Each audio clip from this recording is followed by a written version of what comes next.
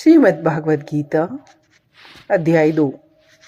संजय ने कहा, करुणा से अभिभूत, मन से शोकाकुल और अश्रुओं से भरे नेत्रों वाले अर्जुन को देखकर श्री कृष्ण ने कहा, मेरे प्रिय अर्जुन, इस संकट की घड़ी में तुम्हारे भीतर यह विमोह कैसे उत्पन्न हुआ?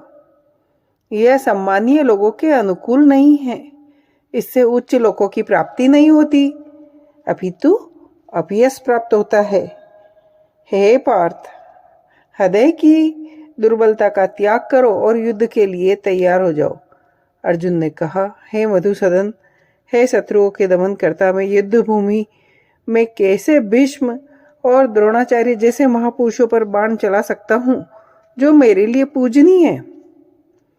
ऐसे आदरणीय महापुरुष जो मेरे गुरुजन है, उनको मारकर सुखपूर्वक जीवन व्यतीत करने की अपेक्षा तो भीख मांगकर इस संसार में जीवन निर्वाह करना अधिक श्रेष्ठकर है। हम यह भी नहीं जानते इस युद्ध का परिणाम हमारे लिए किस प्रकार श्रेष्ठ होगा। मैं गहन चिंता में डूबकर कायरता दिखा रहा हूँ। मैं आपका शिष्य हूँ और आपके शरणागत हूँ। कृपया मुझे निश्चय ही यह उपदेश दे, मेरा हित किसमें है? मुझे ऐसा कोई उपाय नहीं सूझता जो मेरे इस शोक को दूर कर सके। संजय ने कहा, ऐसा कहने के पश्चात शत्रुओं का दमन करने वाला अर्जुन ने कृष्ण भगवान से कहा, हे गोविंद, मैं युद्ध नहीं करूंगा, और शांत हो गया। हे भरत से धृतराष्ट्र, तत्पश्चात दोनों पक्षों की सेनाओं के मध्य अर्जुन से हंसते हुए कृष्ण ने कहा, भगवान ने कहा, तुम विद्वतापूर्ण वचन कहकर भी उनके लिए शोक कर रहे हो जो शोक के पात्र नहीं है। ऐसा कोई समय नहीं था जब मैं नहीं था या तुम नहीं थे, और ये सभी राजा न रहे। ऐसा भी नहीं कि भविष्य में हम सब नहीं रहेंगे। जैसे देहधारी आत्मा इस शरीर में बाल्यावस्था से तरुण अवस्था और वृद्धावस्था की ओर निरंतर अग्रसर होती है, वैसे ही मृत्यु के समय आत्मा दूसरे शरीर में चली जाती है। बुद्धिमान मनुष्य ऐसे परिवर्तन से मोहित नहीं होते। हे कुंती पुत्र, इंद्रिय और उनके विषय के संपर्क से उत्पन्न सुख तथा दुख का अनुभव क्षण भंगुर है। हे अर्जुन, जो मनुष्य सुख तथा दुख में विचलित नहीं होता, इन दोनों परिस्थितियों में स्थिर रहता है, वह वास्तविक मुक्ति का पात्र है। शरीर का चिर स्थायित्व नहीं है और शाश्वत आत्मा का कभी अंत नहीं होता। जो पूरे शरीर में व्याप्त है उसे ही तुम अविनाशी समझो। उस अनश्वर आत्मा को नष्ट करने में कोई भी समर्थ नहीं है। केवल भौतिक शरीर ही नश्वर है। शरीर में व्याप्त आत्मा अविनाशी, अपरिमेय तथा शाश्वत है। अतः हे भरतवंशी, युद्ध करो।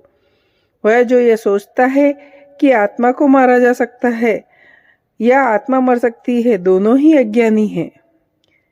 आत्मा का न तो कभी जन्म होता है न मृत्यु होती है।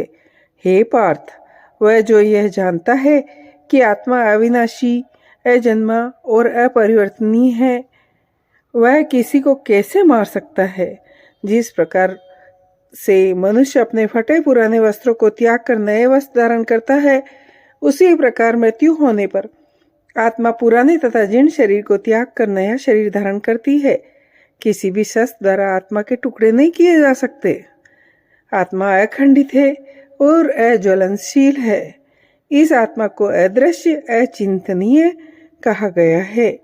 यदि तुम सोचते हो कि आत्मा निरंतर जन्म लेती है और मरती है, तब ऐसी स्थिति में भी हे अर्जुन, तुम्हें इस प्रकार से शोक नहीं करना चाहिए। जो जन्म लेता है उसकी मृत्यु निश्चित है, और मृत्यु के पश्चात पुनः जन्म भी अवश्य भावी है।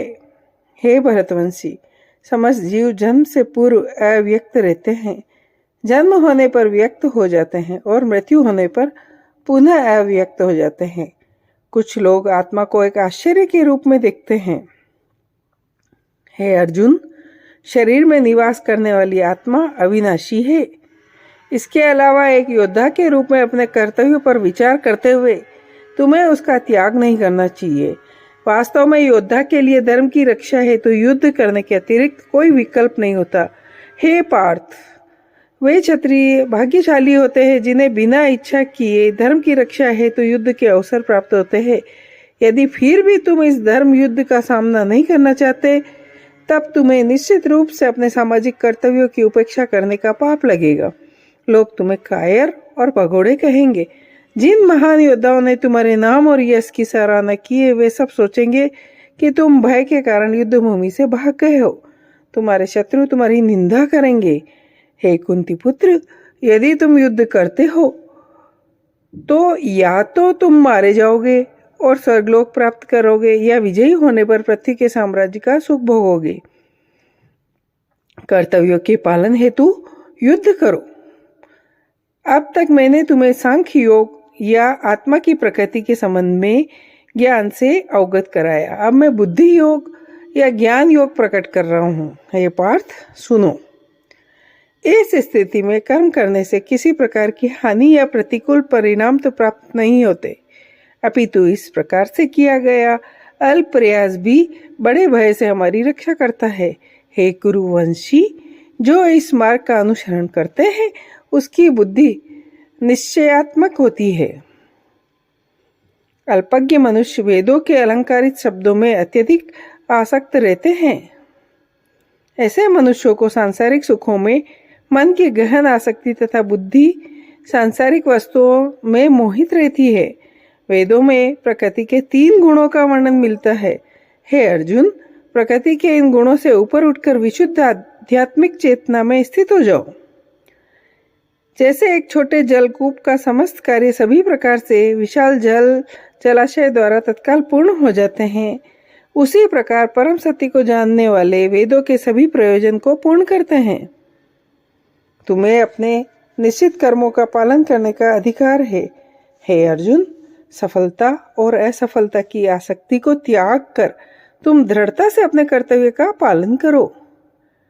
हे अर्जुन, दिव्य ज्ञान और विवेक की शरण ग्रहण करो। फलों की आसक्ति युक्त कर्मों से दूर रहो। जब कोई मनुष्य बिना आसक्ति के कर्म योग का अभ्यास करता है, तब वह इस जीवन में शुभ और अशुभ कर्म फलों से छुटकारा पा लेता है। समबुद्धि युक्त ऋषि मुनि कर्म के फलों की आसक्ति से स्वयं को मुक्त कर लेते हैं, जो हमें जन्म मृत्यु के चक्र में बांधती है। जब तुम्हारी बुद्धि मोह के दलदल को पार करेगी, तब तुम सुने हुए और आगे सुनने में आने वाले इस लोक और परलोक के भोगों के प्रति उदासीन हो जाओगे।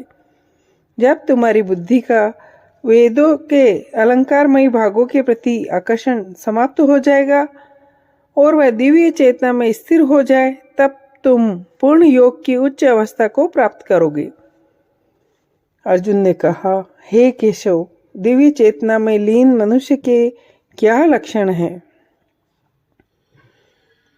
परम प्रभु श्री कृष्ण कहते हैं, हे पार्थ, जब कोई मनुष्य स्वार्थयुक्त कामनाओं और मन को दूषित करने वाली इंद्रिय तृप्ति से संबंधित कामनाओं का परित्याग कर देता है और आत्मज्ञान को अनुभव कर संतुष्ट हो जाता है, तब ऐसे मानव स्थित प्रज्ञ कहा जा सकता है। जो मनुष्य किसी प्रकार के दुखों में क्षुब्ध नहीं होता और सुख की लालसा नहीं करता, वह स्थिर बुद्धि वाला मनीषी कहलाता है। जो सभी परिस्थितियों में अनासक्त रहता है और न ही शुभ फलों की प्राप्ति से हर्षित होता है, न ही विपत्ति से भयभीत होता है, वही पूर्ण ज्ञान अवस्था में स्थित मुनि है।